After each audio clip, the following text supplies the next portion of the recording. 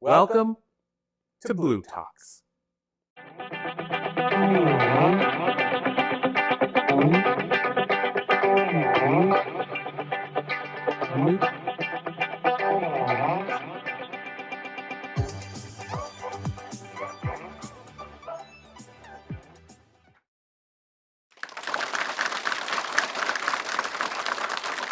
Hello, everybody. Thank you so much for having me here today.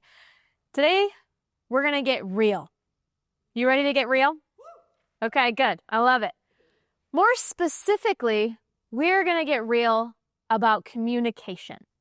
What I do every single day with my clients is I teach them and help them reach towards real communication for themselves individually, within their teams, and then to create a culture of real communication throughout their entire organization. So we're not dealing with all of the facades and all of the things that can block us from actually talking to one another and getting down to the root of our issues, solving real problems quickly. And now, all of what I just said might sound a little bit complicated, but it's really simple. And the way that we get to real communication is through a very simple equation that I'm going to share with you. I'm not a huge math person, so I like to keep things simple. And it's this. It is open plus honest equals real communication. Open plus honest equals real communication. That's it.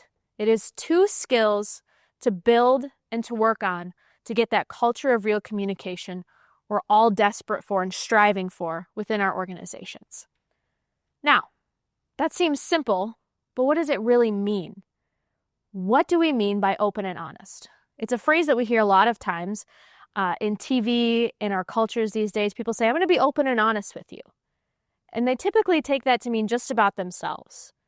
But that's an issue. We're missing one half of the equation. If we were having a conversation between you and I, there's 2 halves going on. And so if it's just about me, it doesn't work so well.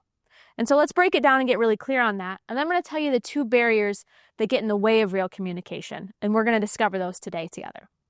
So the first half I want to start with is honesty. Honesty, as we define it, is being truly and freely yourself, speaking into what you want and how you feel. I want you to think for just a moment, how well do you think that you're doing this today? How often do you walk into a room and you are truly and freely yourself the entire time? Are you speaking into what you want and how you feel? Are you guarding it? Are you hiding a little bit of it, trying to fit in? Otherwise, another way of saying, are you being honest? Now that's one half of the equation. Remember how I said the conversation is between 2 people? Well, that's where this next part comes in, on the openness side of things. Openness is listening without reservation, putting your needs and wants on pause for someone else. That is really, really difficult to do in today's individualistic and, quite frankly, selfish society at times. We get very focused on the me, myself, and I side of things, which is not to say that that's a bad thing by any means, but we miss one whole entire half of the conversation when we do that. How often do we really put our needs, our wants, on pause for the other person in the conversation? Or are we just looking to win? Are we just looking to have our side heard and not so worried about the other person? Well, I got to tell you, that doesn't work out so well. Because if you want your honesty to be heard, if you want to feel respected, we have to give that gift to others as well. And so now that we've got the equation, open plus honest, we know the definitions. Now I want to share with you today what gets in the way of that. Because this is the ideal that we're pointing to, but as human beings, we're not perfect. And so we fall short. So let's talk about what gets in the way. And I want to start again on the honest side of things. And what gets in the way of us being truly and freely ourselves, of us speaking into what we want and how we feel, is a practice that we call fake you. Fake you is the facade we project rather than being 100% honest. This can look like not admitting a mistake, pretending that you are just fine with somebody when you are actually very, very angry with them. You ever been in a meeting like that where it says, how you doing? Fine, good, it's all good, fine. We just watched you yell at each other and blow up at each other. Can we talk about that? Can we fix that? It can look like not walking into a room and being ourselves. At No Honesty, we have our Pursuit of Honesty assessment where we're tracking people's current ability to be honest and to be open. And what we find is that on average, at least 29% of the time, fake you is showing up for people. At least 29% of the time. For me, this used to happen all the time when I would go to networking events. I could see some of you are like, oh yeah, I've been there. How many times you ever walk into a networking event and you just, you do not look forward to it and you already feel exhausted? That's exactly how I felt. When I first started going and when I started my professional career, I would sign up for them. I would not look forward to them. I would show up just in the eke of time and I would leave feeling exhausted. Like, man, can I do anything else with the rest of my day? Because I was that exhausted from it. And so I started to look at it a little bit more deeply because I knew I was going to have to keep attending these events for the kind of future that I wanted. So I had to figure this out. And what I realized was happening was fake you all over the place. I was showing up as what, at least I thought, was the perfect version of a business person. Well, I don't know if you've noticed, but I'm not that. I'm not the perfect version of a business person. Nor, by the way, is anybody if they try to project that facade. But what that meant for me is that I was wearing the uncomfortable blazers, the shoes, my hair was just right, and I was doing the routine kind of script we all do. How are you? Good. How are you? Good. What do you do? Ugh, that is exhausting. That's not the kind of conversations that I want to have. But I thought that's what I needed to do to perform well in these situations. But what ended up happening is I left feeling exhausted. And oh, by the way, I didn't make any great connections. Is that any kind of surprise? Because people weren't meeting the real me. They weren't meeting the honest me. They were meeting this facade. And so, of course, there was no real connection that was going to lead to any kind of business relationship. That just wasn't going to happen. And so I started a shift.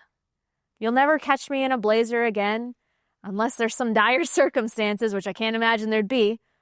Oftentimes I show up in a leather jacket. I'm asking more of the deep conversation, the questions of what brings you to do what you do and what drives you to keep moving forward. Questions like that are what interests me and not the surface level. I can't stand those kind of conversations. And now I'm to the point where I look forward to networking events again because I've made real connections. I enjoy the people that I talk to. I have interesting conversations because I'm not worried about projecting that facade anymore, having that fake you show up. So I encourage you to think about where is fake you showing up in your life right now and where can you get rid of it? Because I promise you, it is not serving you. It is exhausting you. All right. That's on the honest side of the equation. We got one more to go on the openness side of things.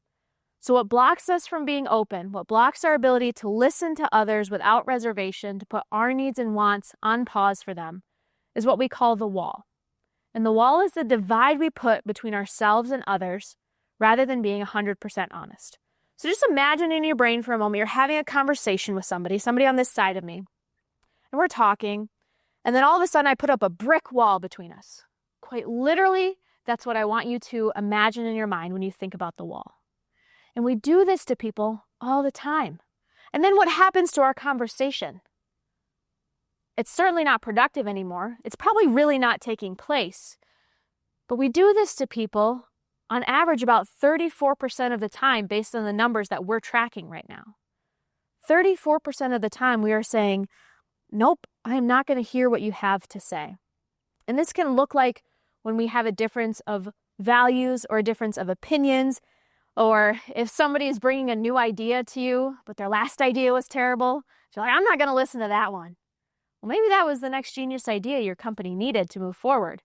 But if we're not open to that, to at least engaging with it, getting curious about it, man, we are missing out on so much.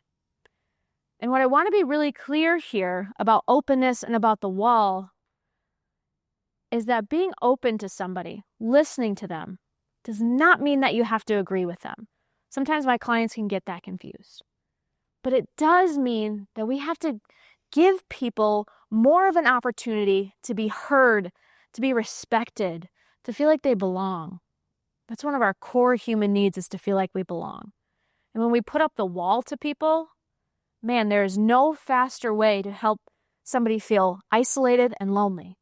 And by the way, right back to ourselves, because if I put up a wall here, I put up a wall here, and one here, and one here, eventually all I'm surrounded by are these walls. And maybe I made them out of self-protection initially, but they very quickly become self-isolation and loneliness, which is killing us. It's a public health epidemic.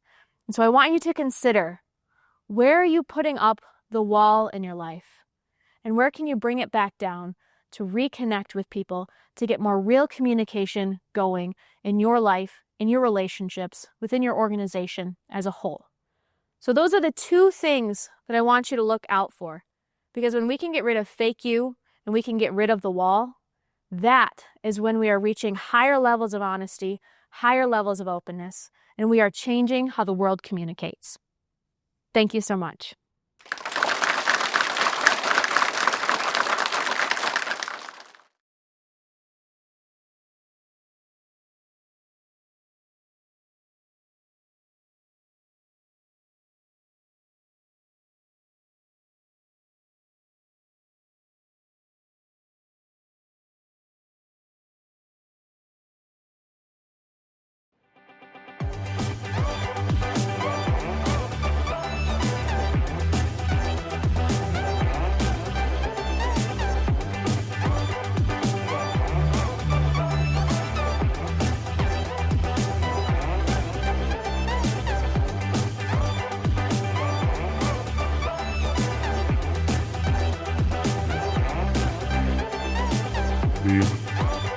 The